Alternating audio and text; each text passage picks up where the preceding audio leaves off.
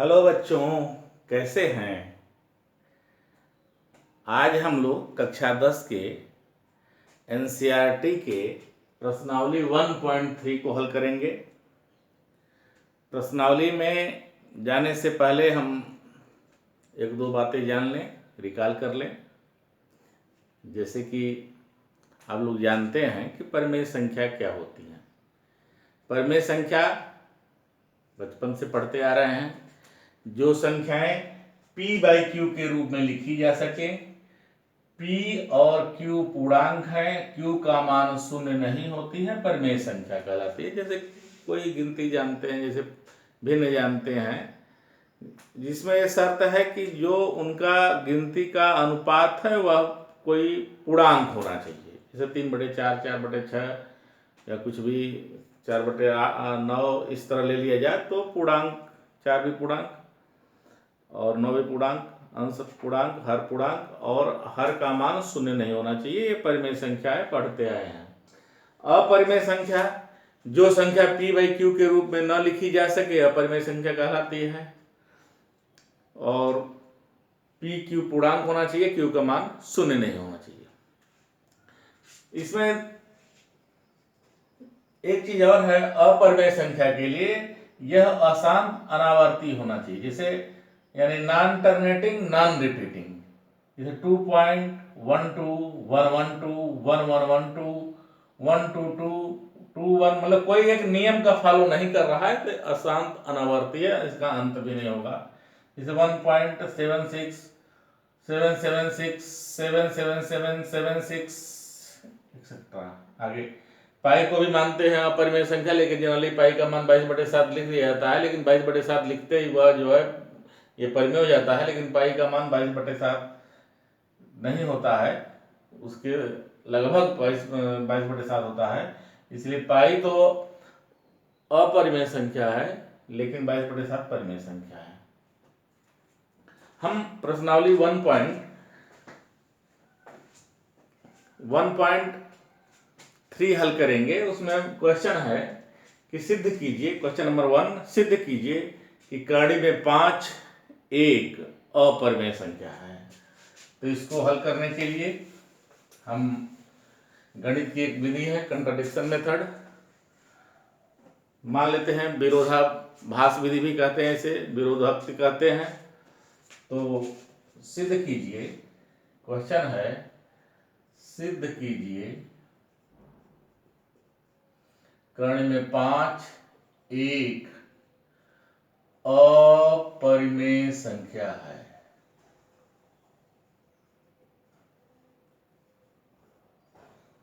अपरिमेय संख्या है। इसके लिए हम करते हैं कि माना कर्ण में 5 एक परिमेय संख्या है।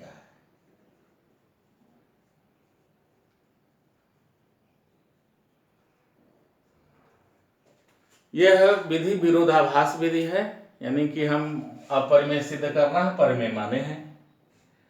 तो परिमेय के जो संख्या के गुण है वो लिखेंगे। इसलिए ये हो जाए कर्ण में 5 बराबर, ये हो जाएगा p/q और q is not equal to 0।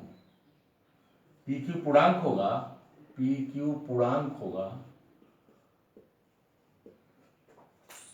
तथा q is not equal to 0। एक बात, एक शर्त और है कि p तथा q का एक के अतिरिक्त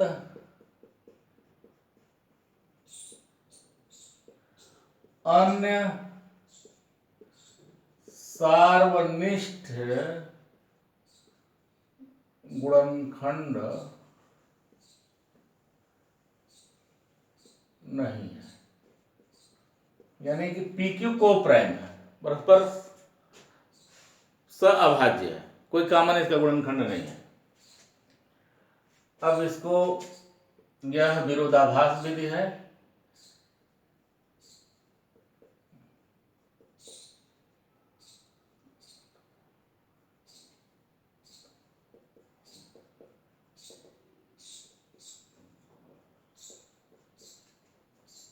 यहां पर दोनों पक्षों का वर्ग कर देते हैं।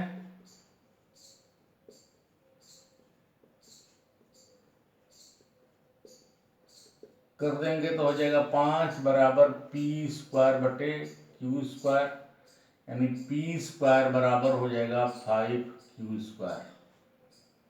यहाँ पी स्क्वायर का एक गुणनखंड 5 हो गया, इसलिए यहाँ पी स्क्वायर 5 से विभाज्य है, यानी 5 पी स्क्वायर को विभाजित करता है।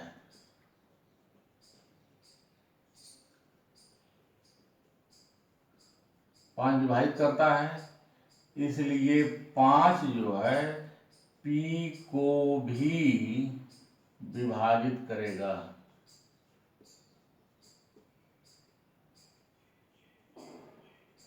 पहले हो चुका है प्रमेय। एक प्रमेय यह है कि ए कोई भाज्य संख्या है, ए और पी जो है कोई अभाज्य गुणनखंड है ए का, सॉरी नहीं, ये है कि पी ए स्क्वायर को विभाजित करता है तो पी ए को विभाजित करेगा।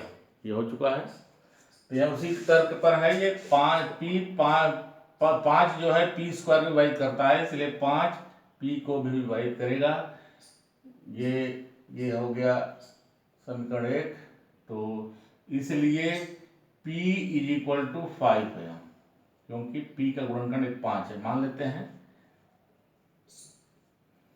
तो इसमें मान रख देते हैं यहाँ पर। 5m का होल स्क्वायर बराबर 5q स्क्वायर, यानी 25m स्क्वायर बराबर 5q स्क्वायर, यानी 5q स्क्वायर या q स्क्वायर बराबर हो जाएगा 25m स्क्वायर बटे 5, यानी यहाँ 5 बचा, यानी q स्क्वायर बराबर हो जाएगा 5m स्क्वायर। यहाँ पर भी इसलिए क्योंकि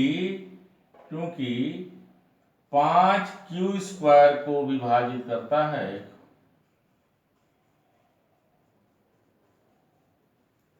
कर रहा है, तो 5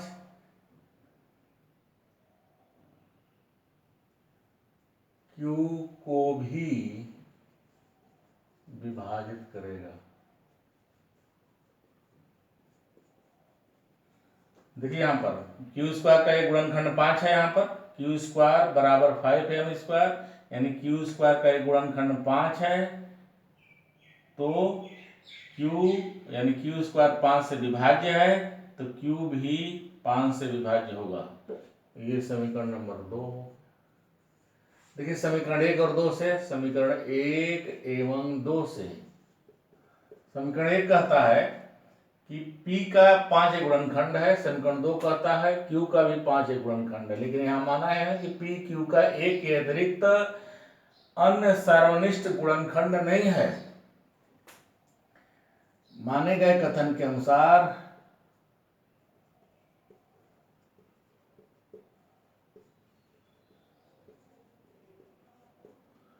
P तथा Q का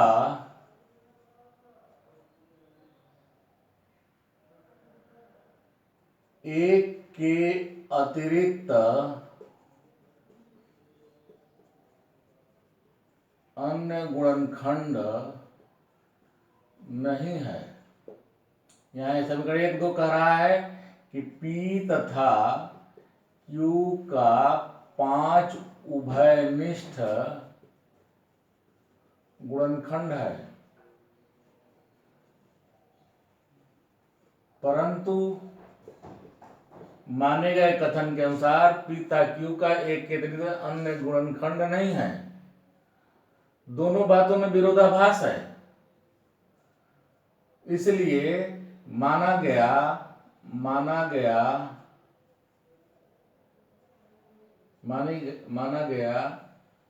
कथन असत्य तथा त्रुटिपूर्ण है।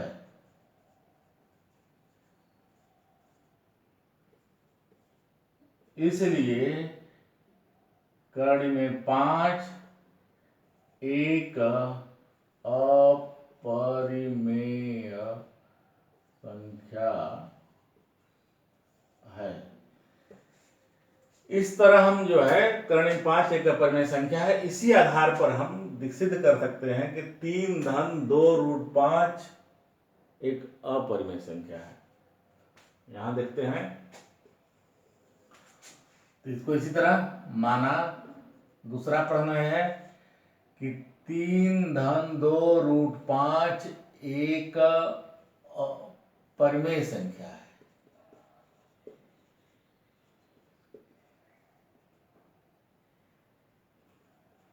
इसलिए 3 + 2 रूट 5 बराबर p/q। pq जो है पूर्णांक है और q का मान 0 नहीं है। pq पूर्णांक मान 0 नहीं है, इसलिए हो जाएगा 2 रूट 5 बराबर p/q -3, यानी p-3q/q।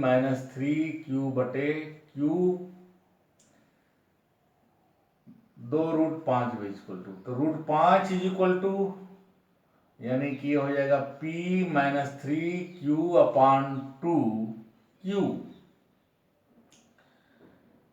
यहां दाहिना दाया पक्ष में p पूर्णांक q पूर्णांक और q ≠ 0, तो p-3q/2q एक परिमेय संख्या है।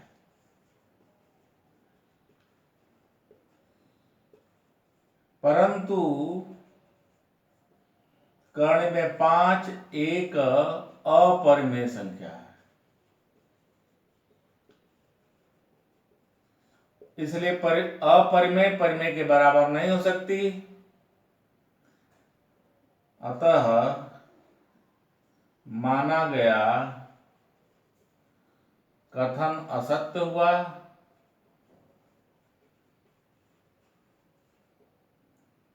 इसलिए हमारी परिकल्पना ही उल्टी हो गई।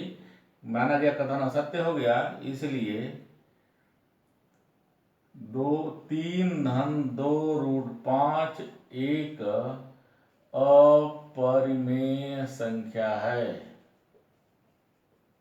ये 2 प्रश्न हो गया। अगला प्रश्न हम जो है कल हल करेंगे।